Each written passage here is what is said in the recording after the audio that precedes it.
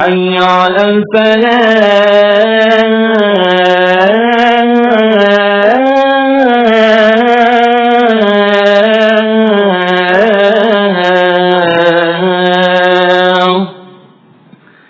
الله أكبر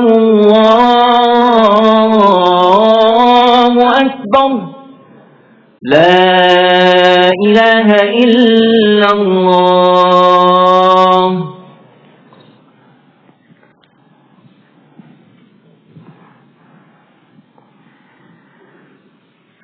الحمد لله وكفى والصلاة والسلام على رسول الله وعلى آله وصحبه ومن والاه. Amma ba'd. My dear respected elders, brothers and sisters in Islam, a question that I want to pose to all of you, and that is, what are beacons of hope? What are beacons of hope in uncertain times for you? What do you look at and say, you know what, this thing gives me hope? Well, for me, it's a grocery store with food and a gas station with fuel.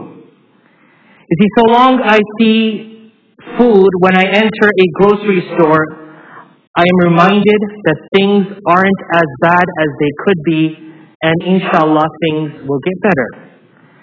And in similar fashion, when there is gas at the pump, it gives us hope that there is effort being made and that we will inshallah not stall. The reason I look at these two things is because food is necessary to survive and fuel is necessary to move about. Animals aren't an option, and nor are our feet when fuel runs out. Allah forbid, if the gas station's closed because the channel of fuel is not coming to them, you won't see people riding horses, and you certainly won't see people walking miles to work and back.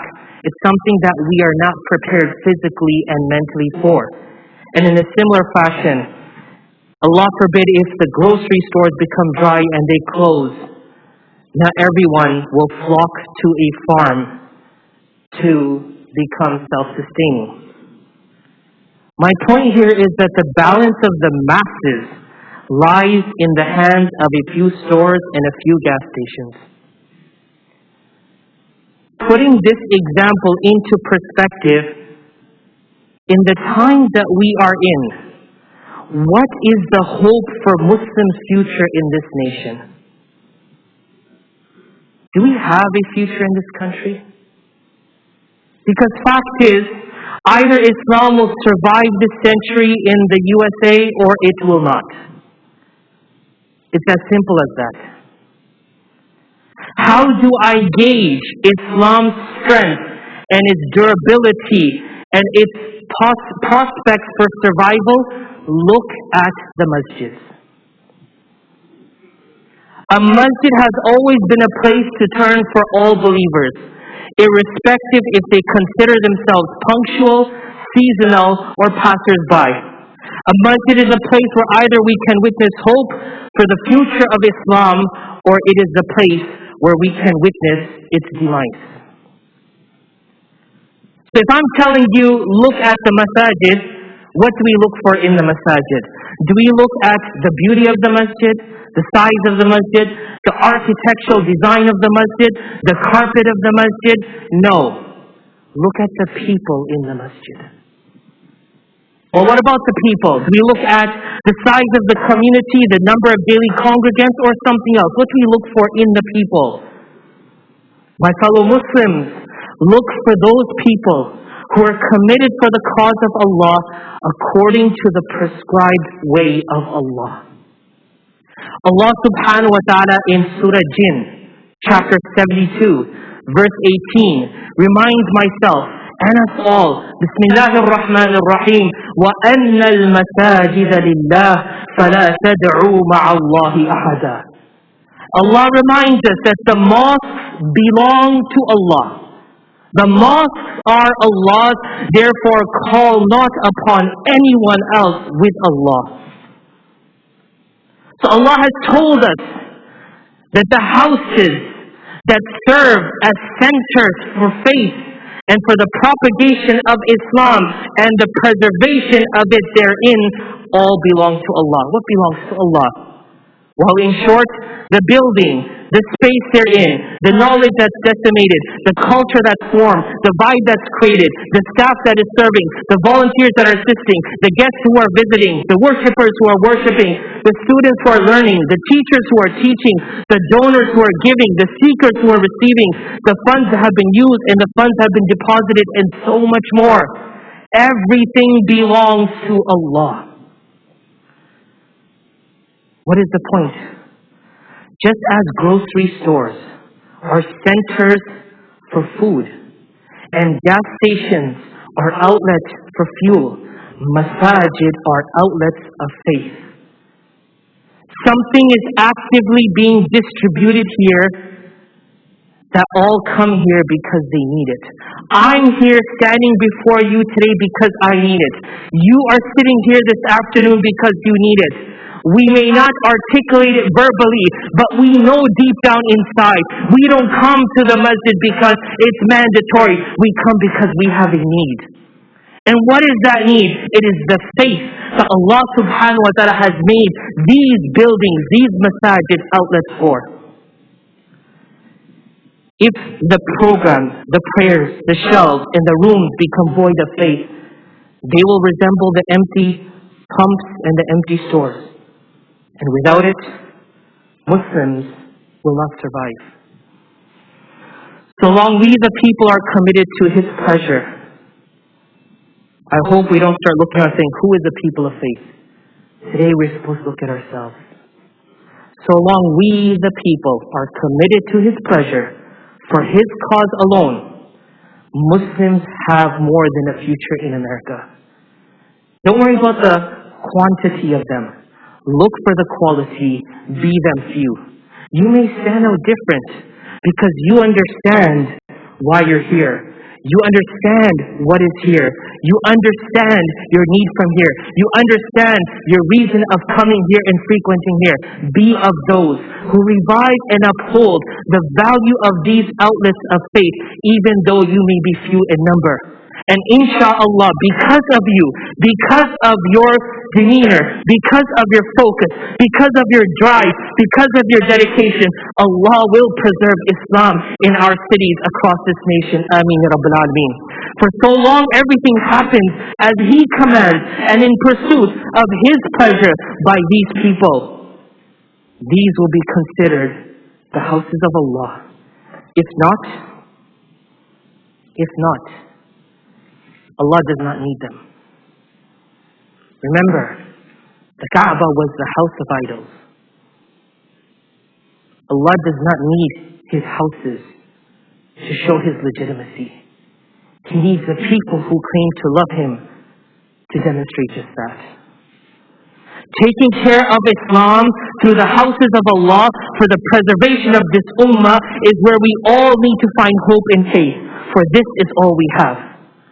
And our Prophet Muhammad sallallahu alaihi wasallam warned us of a time when these places of hope will sound the warning alarms in the absence of faith. Rasulullah sallallahu alaihi wasallam said, hadith recorded by Abu Dawood, before the last hour there will be commotions like pieces of dark night, in which a man will be a believer in the morning, but will be an infidel by night. A man will be a believer in the evening and an infidel in the morning. So my question to this hadith is, why don't people go to the masjid and renew their faith? If I'm so weak that I wake up as a believer, but I can't sleep as a believer, I need to go to the masjid and charge my soul. Why don't they do that, Ya Rasulullah? Well, the next hadith tells us, the Prophet ﷺ said, hadith is muttafaqun alayh, in the end of time, the community of the faithful people will be such, those who will adorn the masjid, but will leave their own hearts in ruins, who fail to look after their religion as much as they do of their clothing, who forsake their religious obligations for the sake of the activities in this world, and these people will only increase in number. May Allah protect us from this. Ameen. May Allah protect us from this state of mind. Ameen ya Rabbil Alameen. The question then becomes, Ya Rasulullah, why would this happen? Why would such a thing happen in the houses of Allah? The Prophet ﷺ said, there will come a time of my people when the mosques will be full of people, but it will be empty of right guidance. My final question is this then. How will faith be lost from a masjid. In many ahadith which have compressed here from Tirmidhi and others, the Prophet Muhammad ﷺ said, the hour will come when voices will be raised in masajid. The hour will not be established until people will compete with one another in building masajid.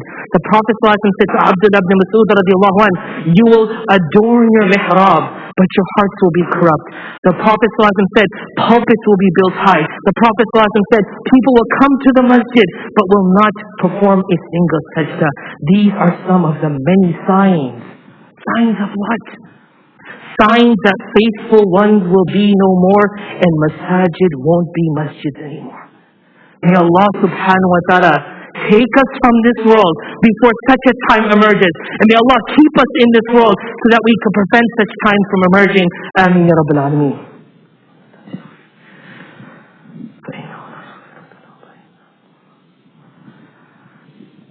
Alhamdulillah wa kafa wa salatu wa salamu ala rasulillah wa ala alihi wa sahbihi wa mawalah.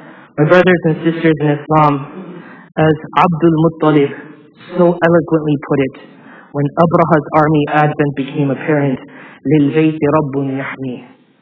Allah, this house has Allah. He'll take care of it. Abraha and his army are so close. Actually, the scouts for Abraha's army had already reached Makkah. They already seized the camels. And Abdul Muttalib said, lil bayti rabbun yahmi. The house has a God. He's going to take care of it. Allah will take care of His houses, the ones He wishes to. All others, He doesn't need them. The question, therefore, isn't, how do I save my masjid? Rather, the question should be today, how do I preserve faith in my masjid? I stand before you today as someone who is accountable before Allah to ensure that faith remains in our community. And I'm not going to lie to you. I am scared about our future. And I pray that you are too. Not so that we die in fear, but rather the fear wakes us up and we turn to Allah and cry to Him to give us what we need. There are those people amongst us who, because of this pandemic, have given up on their spouses or given up on their children. But here today I stand before you saying, I cannot give up on anyone. So I'm calling on all of you. Don't worry about the building. Don't worry about me. Worry about the future of Islam and faith in us. This is our responsibility. And do it together. Do it collectively. Put aside our differences and know that there is much more at stake than us and myself. I conclude with one story of Ibn Abbas radiallahu anhu quickly. He came to Rasulullah and he was very hungry. He was thirsty. So Ibn Abbas radiallahu anhu is telling Rasulullah, I'm hungry. And someone brought a bowl of milk. And so when that bowl was brought, Ibn Abbas, being the youngest, was told to serve everyone. So here's Ibn Abbas taking it to this person. And in his heart he thinks, don't drink it all. Then he takes it to the next person, don't drink it all. Because he wants some. But Rasulullah said, feed everyone. But there was a dua of Rasulullah and there's a miracle from Allah for all of us to be reminded. That even when we are in need, we will serve collectively, because when we serve, Allah will serve us. And what happened? Ibn Abbas radiallahu anh fed everyone. And then at the end, there was still milk in the bowl. But Rasulullah said, drink. And he drank. He said, drink more. He drank. He said, drink more, because I can't drink anymore. And the Prophet taught us a very important lesson. Rasulullah said, سَاقِيَ الْقَوْمِ آخِرُهُمْ شُرْبًا. The person who feeds the people is the last to drink. Let us become those who feed the people, who care for people, who vie for the betterment of people. Put your hunger aside. Put your desires aside. Put your needs aside. And I swear by Allah, Allah will take care of your needs. our masjid is having a lecture. I call on our community to vote together, to pray together, to work together, and Allah subhanahu wa ta'ala for Him to do miracles for us all together. We send salutations and blessings upon Muhammad Mustafa sallallahu alaihi wasallam, who guided us, who mentored us, and showed us what is possible. As Allah subhanahu wa ta'ala says in the Holy Quran, Inna Allah wa malaikatahu yusalluna ala nabi, Ya ayyuhalladhina amanu, sallu alayhi wa sallimu taslima. Allahumma salli wa sallim wa barik ala sayyidina Muhammad, abdika wa rasulika an-nabiy al-ummi, wa ala alihi wa sahbihi wa baraka wa sallama tasliman kathiran kathira. اللهم اغفر لنا ذنوبنا اللهم اغفر لنا ذنوبنا وإسرافنا في أمرنا وثبت أقدامنا وانصرنا على القوم الكافرين. اللهم أرنا الحق حقا وارزقنا اتباعه وأرنا الباطل باطلا وارزقنا اجتنابه. اللهم اشف مرضانا وعاف مبتلانا وارحم موتانا يا رب العالمين. اللهم إنا نسألك العفو والعافية والمعافاة الدائمة في الدين والدنيا والآخرة. آمين يا رب العالمين. آمين يا رب العالمين. آمين يا رب العالمين. إن الله يأمر بالعدل والإحسان وإيتاء ذي القربى وينهى عن الفحشاء والمنكر والبغي يعظكم لعلكم تذكرون. فاذكروا الله يذكركم وادعوه يستجب لكم ولذكر الله أكبر والله يعلم ما تصنعون.